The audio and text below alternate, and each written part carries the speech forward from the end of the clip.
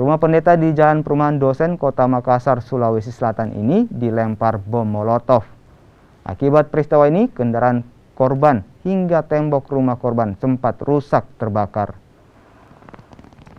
Beruntung kobaran api tidak meluas lantaran saat peristiwa tersebut terjadi, korban sempat mendengar ledakan dan langsung keluar rumah untuk memadamkan api.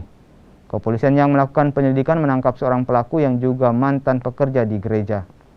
Pelaku nekat melakukan aksi teror lantaran mengaku sakit hati kepada korban. Jadi saya tidur, pas ada letupan-letupan, apa ini? Saya langsung bangun, saya lihat, wih, kenapa ada api menyala di sini? Ibu datang lihat, wah, ada api di sini menyala. Ternyata, ada teror molotov. Karena ditahu dari mana sumbernya ini api, diperiksa. Tinggal sapu lidi yang terbakar, dilihat, oh ternyata habis itu botol di situ terbakar. Tinggal motor ini makan sedikit ke bawah.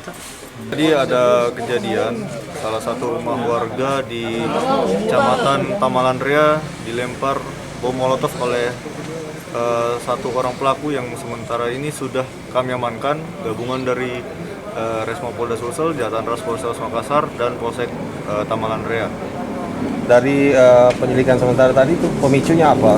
Motifnya bang? Untuk motif dari pelaku ini saat kami interogasi, pelaku menjelaskan bahwa pelaku merasa sakit hati karena sudah difitnah dan dipecat dari pekerjaannya oleh korban.